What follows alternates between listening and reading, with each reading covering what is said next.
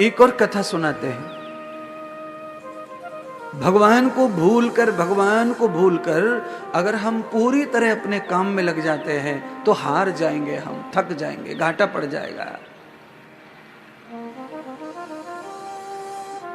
महाभारत की कथा में भगवान श्री कृष्ण ने अर्जुन और भीम को ब्राह्मण बनाया राक्षस को मारने के लिए, जरासंध को मारने के लिए। भीम को लड़ाने के लिए अखाड़े में उतार दिया भगवान ने। भीम लड़ गया। अब पटका पटकी शुरू हुई। जरासंध को जमीन पर पटकने के चक्कर में पूरा ध्यान उन्होंने भीम ने अपने दाव पेच में लगा दिया और भगवान किनारे पर बैठे थे अखाड़े के, भगवान को भूल गया।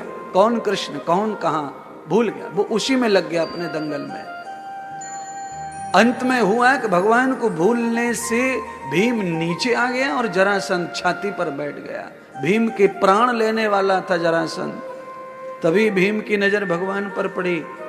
नजर पड़ते ही प्रभु ने कृपा कर दी, प्राण नहीं ले पाया, नीचे तो पटक के रखा पर प्राण बच गए। भगवान जोर से हंसने लगे खिलखिला करके। भीम को लगा कि मैं पिट रहा हूं और केशव द्वारकानाथ हंस रहे हैं, अर्थात जानबूझकर मुझे मरवाने लाए हैं। ऐसा भीम के मन में भगवान के प्रति कपट पैदा हो गया। भगवान और हंसे तो एक बार भीम ने पूछ लिया, अरे मैं मर रहा हूं और तुम हंस रहे हो, मेरे प्राण जा रहे हैं, तुम्हें हंसी सूझ रही है, ऐसा तुमने क्यों किया मेरे साथ? जरासंध इतना बलवान था तो फिर मुझे क्यों उससे बिड़ा दिया, क्यों फंसा दिया? भगवान ने कहा कि जरासंध बलवान नहीं है, तू बलवान है, पर तू क्यों पिट रहा है? क्योंकि तू कृष्ण की आज्ञा से अर्थात मेरी आज्ञा से युद्ध में आया है और मैंने तुझे ब्राह्मण बनाकर युद्ध में लड़ने के लिए खड़ा किया है।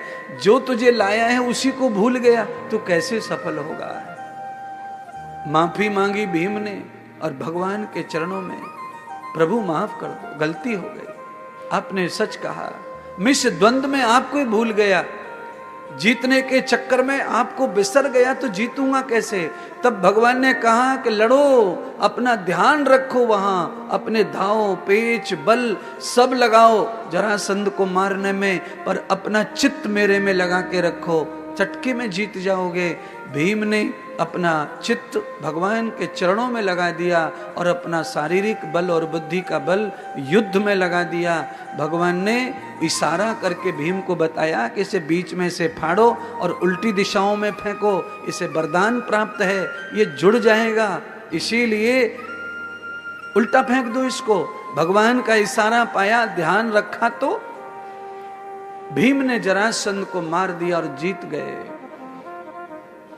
कहने का तात्पर्य ये कथा सिखाती है कि दुनिया में चाहे जितना बड़ा भी उद्योग हो, जितना बड़ा भी ताकत का काम हो, बुद्धि का काम हो, चाहे जितको भी जीतना चाहते हो, तुम कुबेर बनना चाहते हो, दुनिया में तुम्हारा नाम दाम पूरी दुनिया में नंबर पर हो, आप अर्थ के स्वामी हो, पूरे जगत में शहर में आप टॉप पर हो, ये सब संभावनाएं आपकी सत्य हो, पर भगवान कहते हैं अंदर से चित्त मेरे चरणों में लगाएगा तो तू जीत पाएगा।